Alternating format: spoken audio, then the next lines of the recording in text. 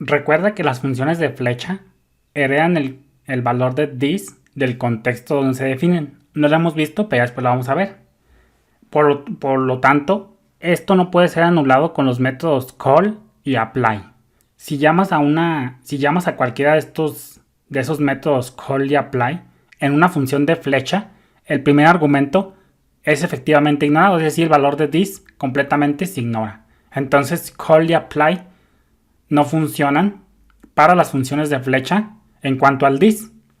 El primer argumento es efectivamente ignorado. Acuérdate que el primer argumento de call y apply es el valor que se va a convertir this dentro de la función. Entonces, como ya vimos, acuérdate que esto también ya te lo había dicho, que el modo row en las funciones de flecha, this conserva el valor de this del lexical environment que lo rodea, lo que te acabo de decir. En el código global se establecerá en el objeto window, pero ya lo vamos a ir viendo.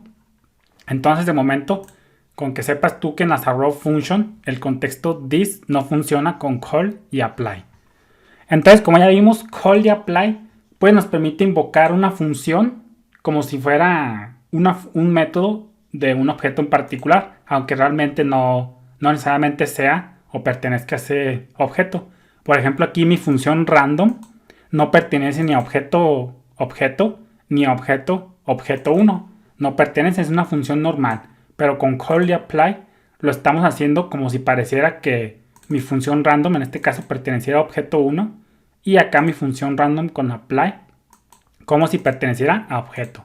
Entonces básicamente a grandes rasgos esa es la funcionalidad de call y apply, que permiten invocar una función como si fuera método de un objeto, aunque realmente no lo sea. Todos los argumentos de call después del primer argumento, que sabemos que es el valor de this, son los valores que se pasan a la función que se invoca. Y estos argumentos no se ignoran para las funciones de flecha. Es decir, los argumentos cuando usamos funciones de flecha con call y apply, el primer argumento que es this sí se ignora, pero los argumentos, todo lo que venga después del segundo, en las funciones de flecha, pues no se ignora.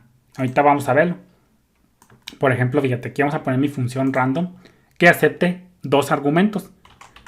Argumento 1 y argumento, no sé qué ando pensando, argumento 2. Vamos a imprimirlos nomás, pero pues tú puedes hacer cualquier cosa.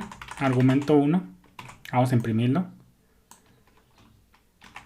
Es más, pues vamos a hacer una sumita de los dos, nada más para fines educativos. Return argumento 1 más argumento 2. Entonces, gente, aquí vamos a hacer lo siguiente. Vamos a ponerle que vamos a comentar todo esto de momento. Ya voy a quitar estos comentarios. Y para no confundirlos lo voy a comentar de momento. Entonces vamos a comenzar con call. Vamos a decirle que mi función random me la invoque como un método del objeto 1. Le estamos diciendo que mi función random me la invoque en el contexto de invocación o que me la invoque sobre el objeto 1. Entonces vamos a guardar. Y fíjate que como te dije, call, el primer argumento de call y apply es el objeto sobre el cual queremos invocar la función. Eso ya lo vimos. Y todo lo que venga después de ese primer argumento son los argumentos para la función. Aquí requerimos dos argumentos, argumento 1 y argumento 2. Por consecuencia, tenemos que pasar 3. El primero pues va a ser el valor de this, sobre el cual queremos invocar el objeto. Y tenemos que pasar 2. Entonces el total son 3 argumentos. Entonces le vamos a decir que es 5 y 6. Entonces aquí lo que está pasando detrás de las escenas es que objeto pues se va a convertir en el valor de this dentro de la función. Eso ya lo vimos. Y entonces 5 se va a ahora sí que a inyectar en argumento 1, como lo quieras ver. Y 6 se va a invocar como argumento 2. Vamos a verlo para que veas. Vamos a ponerle let resultado. Va a ser igual a esto. Acuérdate que tiene un return.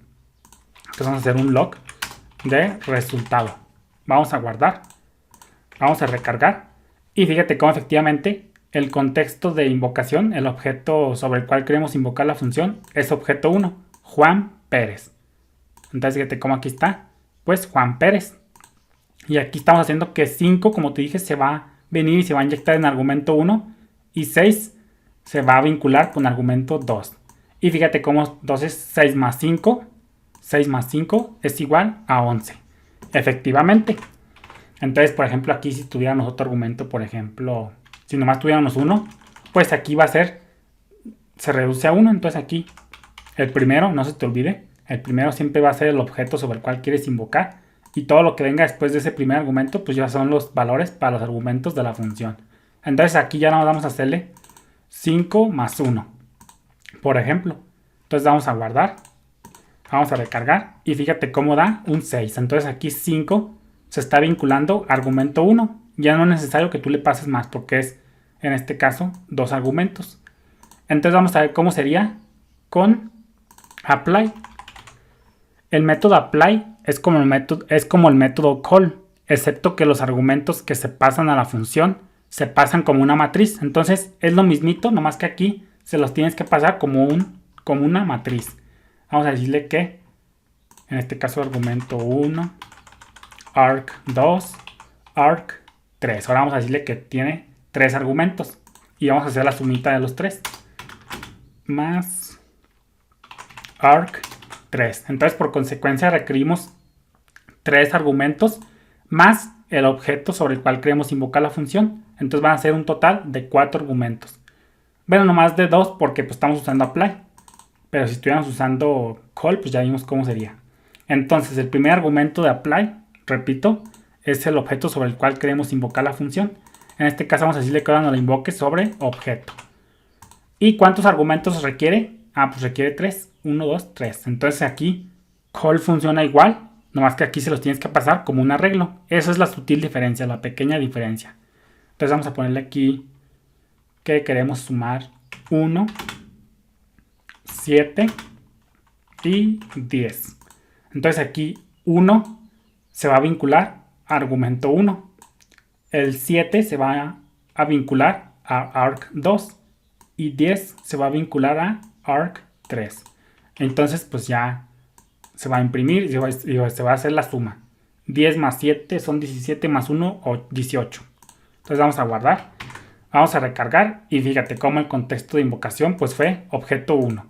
Y la suma fue 18. Entonces eso es a grandes rasgos lo que es call y apply con argumentos. Como te digo pues funcionan igual, prácticamente funcionan igual. Nomás que los argumentos con apply se los pasas en forma de arreglito. Pero esa es la única diferencia. Y acuérdate que en ambos casos, en call y apply, el primer argumento siempre va a ser el objeto sobre el cual quieres invocar la función, para que se invoque como un método. Aunque originalmente, pues mi función random no pertenece a ningún objeto como tal. Esa es la finalidad de bind, de apply y call. Bendiciones.